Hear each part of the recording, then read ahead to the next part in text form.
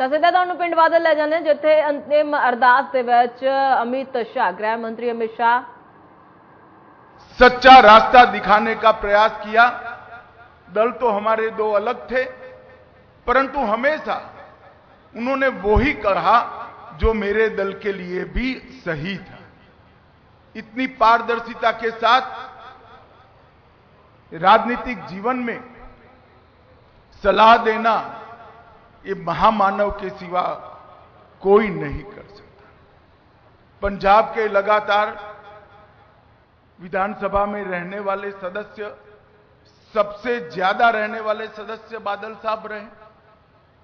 सबसे ज्यादा चुनावी राजनीति में भारत में जनप्रतिनिधि रहने का रिकॉर्ड भी बादल साहब का है।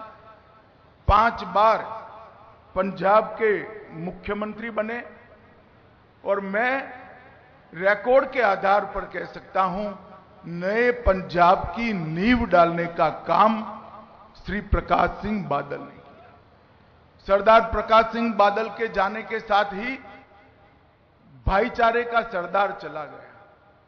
पूरा जीवन हिंदू सिख एकता के लिए पूरा जीवन उन्होंने समर्पित किया। राजनीति में कई विरोध झेलने के बावजूद सबको एकजुट रखने के लिए बादल साहब हमेशा प्रयासशील रहे। अभी सरदार सुखबीर जी बता रहे थे, बादल गांव में मंदिर भी बादल साहब का बनाया हुआ है, मस्जिद भी बादल साहब की बनाई हुई है और गुरुद्वारा भी बादल साहब का बनाया हुआ है।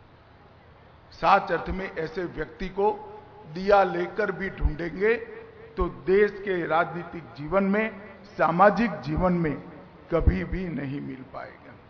1970 से लेकर आज तक जब भी देश के लिए खड़ा होने का मौका आया, बादल साहब ने कभी पीठ नहीं दिखाई।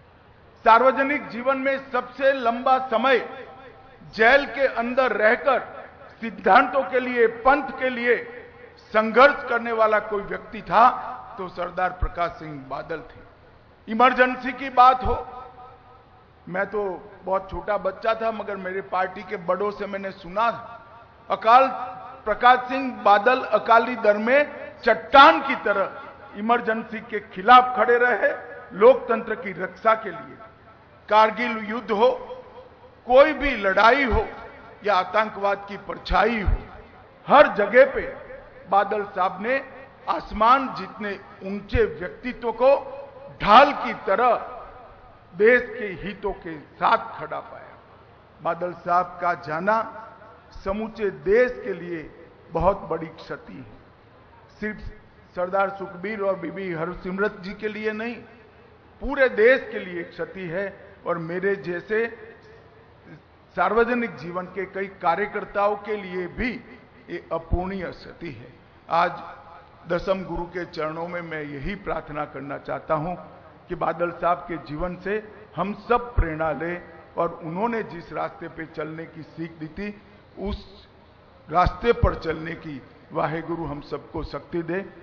भाई सुखबीर बादल और बीबी हरसिमरत बहन को मैं इस अपूर्णीय स्थिति के लिए मनपूर्वक दुख व्यक्त करता हूं और बादल साहब के सारे अनुयायियों के लिए भी मेरे मन में जो भाव है इसको व्यक्त करने के लिए मैं आया हूं। अंत में बादल साहब को मेरी ओर से, मेरी पार्टी की ओर से और समग्र देश की ओर से, भारत सरकार की ओर से श्रद्धांजलि देकर मेरी बात को समाप्त करता हूं।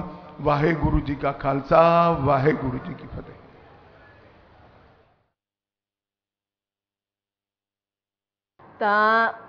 प्रकाश सिंह बादल की अंतिम अरदास से जनता नूं संबोधन किया, संगत नूं संबोधन किया। अमित शाह दे वल्लों ते उन्हां दे गुणां बारे जिहड़ा उन्होंने कहा ते उन्हां दी शख्सियत नूं लैके जिहड़ियां वड्डियां गल्लां जिहड़ियां अमित शाह दे वल्लों कहीआं गईआं। तां अंतिम अरदास दे विच अमित शाह शामिल होए। तां 25 अप्रैल नूं प्रकाश सिंह बादल दा देहांत होया सी ते अज उन्हां दे पिंड बादल दे विच अंतिम अरदास कीती जा रही।